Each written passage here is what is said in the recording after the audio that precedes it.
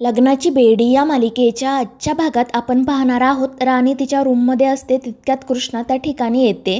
ती हसतच राणीच्या बेडवर जाऊन बसते आणि तिला विचारते की काय फ्रेंड काय करते. तर राणी देखील तिला हसून म्हणते की काही नाही, रूम आवरते. आणि मग त्यानंतर कृष्णा तिच्याशी गप्पा मारायला सुरुवात करते. ती म्हणत असते की फ्रेंड, खरं तर मला तुझे आभार मानायचे आहेत, कारण त्या राजश्री मदरने आपल्यावर जी जबाबदारी सोपवली होती ती तू स्वीकारली. आपल्याला ते पूजापाठ वगैरे तर अजिबात आवडत नाही, बरं झालं तू हो म्हणाली. आणि ते ऐकून राणी हसतच म्हणते की ठीक आहे, काही हरकत नाही. त्यानंतर मग सिंधू तिच्यासोबत वेगळ्या विषयावर गप्पा मारू लागते. मग त्यानंतर ती योग्य संधीची वाट बघत राणीला विचारते की खरं तू तुझ्या पार्टनरसोबत बोलली का. आणि त्यामुळे राणी आश्चर्याने तिच्याकडे बघू लागते. ती विचारते की तुला काय करायचं आहे गं. आणि त्यावर कृष्णा म्हणते की अगं मला काही करायचं नाही, पण आपल्या गोदा मावशीला घाई आहे ना, म्हणून विचारलं तू तुझ्या पार्टनरसोबत बोलली का. कारण तू मला सांगितलं होतं ना मी लवकरच माझ्या पार्टनरसोबत बोलेल. आणि त्यावर राणी म्हणते की हो बोलेल, मग तुला एवढी घाई का आहे. मात्र ते ऐकून कृष्णा हसू लागते. ती म्हणते की आपल्याला कोणतीही घाई नाही आहे, उलट तर आपण कधी एकदा इथून निघून जातोय असं झालंय. आणि त्यावर राणी म्हणते मग हे तू राघवला सांग ना. तर सिंधू म्हणजेच कृष्णा हसतच म्हणत असते की त्या लंबूला तर आपण काही सांगू शकत नाही, नाहीतर तो आपल्यावर खूप ओरडेल. खरं तर आपल्याला लवकरात लवकर इथून निघून जायचं आहे. आणि घाई आपल्याला नाही तर आपल्या गोदा मावशीला आहे, कारण त्या बिचारीला माझ्याशिवाय दुसरं कोणीही नाही. आणि त्याचमुळे मला तिला सोडून दुसरीकडे कुठेही जाता येत नाही. जर तिला लवकरात लवकर मुलगी दत्तक मिळाली तर मग आपल्याला तरी बाहेर पडता येईल. त्यावर राणी तिला विचारते अगं पण तुला जायचं आहे कुठे. आणि त्यावर कृष्णा सांगते की आपल्याला फिल्म इंडस्ट्रीमध्ये जायचं आहे, आपल्या सल्लूसोबत काम करायला. आणि ते ऐकून राणी हसू लागते. तर कृष्णा तिला विचारते की काय झालं फ्रेंड, तुझा आपल्यावर कॉन्फिडन्स नाही आहे का. आणि त्यावर राणी हसतच म्हणते की नाही नाही, माझा तुझ्यावर पूर्ण कॉन्फिडन्स आहे, तू नक्की फिल्म इंडस्ट्रीमध्ये जाशील. आणि ते ऐकून कृष्णा खुश होते. आणि मग त्यानंतर राणी तिला सांगते की कसं आहे ना कृष्णा, आत्ताच आपली फ्रेंडशिप झाली आहे, आधी माझा तुझ्यावर कॉन्फिडन्स यायला हवा. मला कळायला हवं की तू आणि स्पेशली तुझी ती गोदा मावशी एका लहान मुलीची व्यवस्थित काळजी घेऊ शकता, मग त्यानंतरच मी काहीतरी पुढे करू शकेल. आणि ते ऐकून सिंधू गप्प बसते. तर राणी म्हणत असते की आधी मला हे सिद्ध करून दाखव की तू आणि तुझी गोदा मावशी तुम्ही एका लहान मुलीची व्यवस्थित काळजी घेऊ शकता. मला अशी खात्री वाटू दे आणि मग आपण पुढे बोलूयात. आणि त्यामुळे सिंधू गप्प बसते, ती जास्त काही प्रश्न विचारत नाही. त्यानंतर रात्री ती याच सगळ्या गोष्टींचा विचार करून अस्वस्थपणे फेऱ्या मारत असते. तितक्यात गोदा मावशी त्या ठिकाणी येते.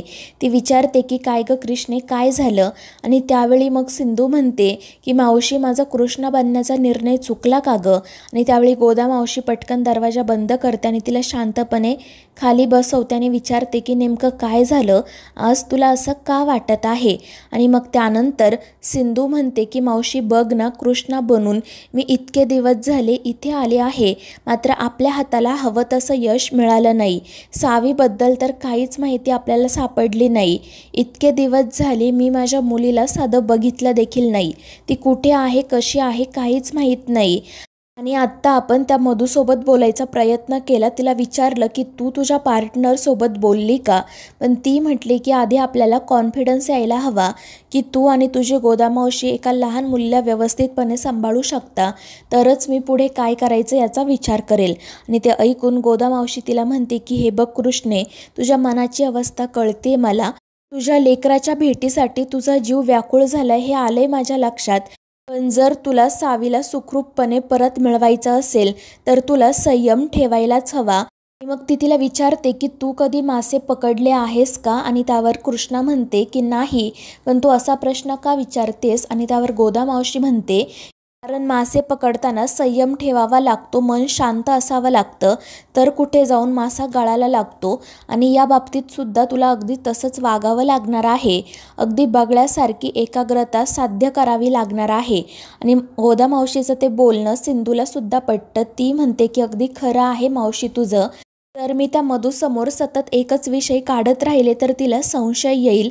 आणि त्यावर गोदा मावशी म्हणते की अगदी बरोबर, आणि एकतर तुला पोलिसाची मदतसुद्धा घ्यायची नाही आहे, एकटीला सावीला शोधून काढायचं आहे, त्यामुळे तुला संयम तर ठेवावाच लागेल. त्यावर सिंधू म्हणते की हो मावशी, कळतंय ग मला, पण मी माझ्या सावीला कित्येक दिवस झालं बघितलं देखील नाही. मला तिची रोज खूप आठवण येते. आणि मग त्यानंतर तिच्या बेडवर एक उशी असते, त्या उशीमधून ती तिचा आणि सावीचा फोटो बाहेर काढते आणि रडतच त्याच्याकडे बघू लागते. गोदा मावशी तिला विचारत असते की तू हा फोटो उशीमध्ये का ठेवलाय, आणि त्यावर सिंधू सांगू लागते की आत्तापर्यंत राघवने 2दा-3दा आपल्या खोलीची झडती घेतली आहे. त्यांनी सगळीकडे शोधून बघितलं पण कधीच उशीमध्ये बघितलं नाही, आणि म्हणून मी हा फोटो इथे ठेवलाय, कारण मला जोपर्यंत सावीचा फोटो बघत नाही तोपर्यंत झोप येत नाही. मला लवकरात लवकर माझ्या सावीला भेटायचं आहे. आणि त्यावर गोदा मावशी तिला म्हणते की मी मगाशी जे सांगितलंय ते लक्षात ठेव, संयम ठेव. आणि त्यावर सिंधू म्हणजेच कृष्णा हो म्हणते. आणि मग त्यानंतर पुढे काय करायचं याचाच त्या दोघीजणी विचार करत असतात. तर दुसरीकडे राणीने एका कॅफेमध्ये राघवला भेटण्यासाठी बोलावलेले असते. राघव त्या ठिकाणी येतो. तिला विचारतो की काय झालं, काही काम आहे का. तर राणी म्हणते की राघव, तू माझा बेस्ट फ्रेंड आहे ना, मग माझ्या बेस्ट फ्रेंडला मी साधं कॉफी पिण्यासाठी सुद्धा बोलावू शकत नाही का. आणि त्यावर राघव फक्त हसून हो म्हणतो आणि ऑर्डर द्यायला सुरुवात करतो. पण राणी म्हणते की राघव, मी तुला बोलावलं आहे ना, मग मी ऑर्डर देणार. आणि मग ती त्यांच्यासाठी कॉफीची ऑर्डर देते. आणि मग राघवला म्हणते की खरं तर मी तुला इथे फक्त कॉफी पिण्यासाठी बोलावलं नव्हतं, मला तुझ्यासोबत एका महत्त्वाच्या विषयावर बोलायचं आहे.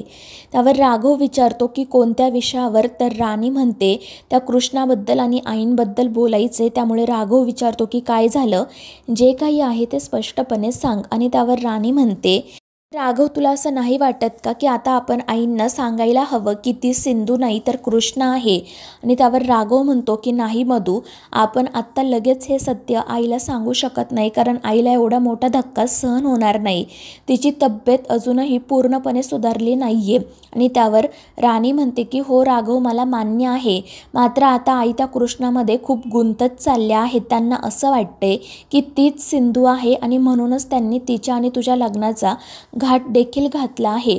त्यामुळे मला असं वाटतं की आपण लवकरात लवकर आईंना तिच्याबद्दल सांगावं. मात्र राघव म्हणत असतो की नाही मधू, मी आईला लगेच हे सत्य नाही सांगू शकत. आणि त्यामुळे राणी चिडून म्हणते की राघव, काय प्रॉब्लेम आहे माहिती आहे का, आईंप्रमाणेच तुलासुद्धा असं वाटते की ती कृष्णा नाही सिंधू आहे, तू सुद्धा तिच्यात इन्व्हॉल्व होत चालला आहे, आणि त्यामुळे तुला हे सत्य मान्यच करायचं नाही आहे. आणि राणीचं असं बोलणं ऐकून राघव रागातच तिच्याकडे बघू लागतो. तर राणी त्याचा हात हातात घेत म्हणते की राघव, हे बघ, मी तुझ्या काळजीपोटीच सांगते, कारण ती कृष्णा आहे, सिंधू नाही. आणि ती फक्त सिंधूसारखी दिसते म्हणून काय तू तिच्यासोबत लग्न करणार आहे का. तिच्यामध्ये आणि सिंधूमध्ये जमीन आसमानाचा फरक आहे. आणि त्यावर राघव म्हणतो की हे बघ राणी, मला कळतंय सगळं, मात्र आई अजूनही पूर्णपणे बरी झालेली नाही आहे, आणि मी तिला लगेच याविषयी नाही सांगू शकत. मात्र राणी तरीही म्हणत असते की राघव, तुला आईंना सांगायलाच हवं, आणि तू आईंना सांग की ती कृष्ण आहे, मी तिच्याशी लग्न नाही करू शकत, आणि मग तू हवं तर आपल्या लग्नाविषयी त्यांना सांग. आणि राणीचं ते बोलणं ऐकून राघव हसू लागतो, आणि तो पटकन त्याचा हात बाजूला करतो. तो राणीकडे बघत हसतच म्हणत असतो की बरं झालं मधू, तू मला ही बेस्ट आयडिया दिली, खरंच तू माझी बेस्ट फ्रेंड आहे. आणि मग तो तेथून निघून जातो. मात्र राघवला नेमकं काय झालं हेच राणीला कळत नाही. ती खूप चिडलेली असते. दुसरीकडे ऋषभ घरी आलेला असतो. तो राघवला कॉल करत असतो, पण राघव कॉल रिसीव करत नाही. इतक्यात सिंधू म्हणजेच कृष्णा त्या ठिकाणी येते. ती विचारते की काय रे भावड्या, रेश्माला भेटायला आला आहेस का. आणि त्यावर ऋषभ म्हणतो की नाही, राघव दादाला भेटायला आलोय.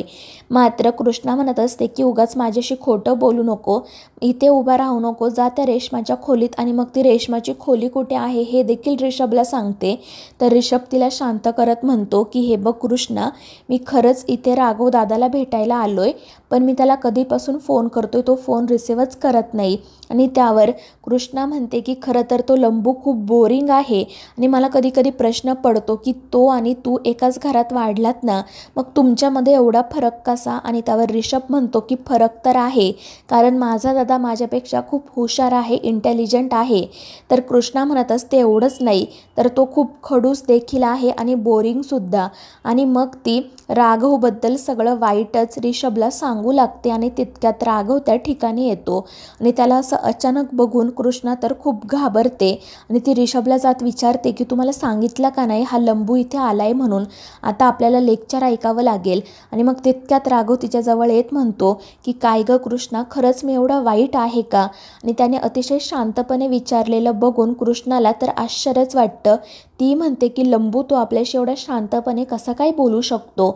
आणि ते बघून ऋषभ हसतच म्हणतो की तुम्ही दोघे ना अगदी एखाद्या कार्टूनप्रमाणे भांडत असता. तुमचं भांडण बघायला खरंच मजा येते. आणि मग त्यानंतर राघव हळूच तिच्या कानात सांगतो की आज रात्री तयार राहा, तुझ्यासाठी एक सरप्राईज आहे. आणि मग तो तेथून निघून जातो. तर सिंधू विचार करत असते की आता कोणतं सरप्राईज देणार आहे ते. तर दुसरीकडे राणी शकुंतलाला कॉल करते. ती खूप आनंदात असते आणि तिला सांगत असते की फायनली मला आपल्या प्रॉब्लेमवर सोल्युशन सापडलं आहे. त्यावर ती विचारते कोणतं सोल्युशन? तर राणी तिला मुलगी दत्तक घेण्याविषयी सांगते. आणि हे सगळं त्या शकुंतलाला देखील पटतं. ती म्हणत असते की जर त्या गोदाला मुलगी दत्तक घ्यायची असेल तर चांगलंच आहे, कारण ती कृष्णा सेम सिंधूसारखी दिसते, त्यामुळे ती सावीसुद्धा तयार होईल. आणि त्यावर राणी म्हणते की हो ना, मी सुद्धा तोच विचार केला, आता आपला प्रश्नच मिटेल. मात्र त्यावेळी शकुंतला म्हणते की लगेच एवढ्या उड्या मारू नका, आधी खात्री करून घ्या. आणि त्यावर राणी हो म्हणते. तर तिचं हे सगळं बोलणं सिंधू बाहेरून ऐकत असते. आणि मग ती राणीचा पार्टनर नेमकं कोण आहे हे शोधून काढायचं ठरवते.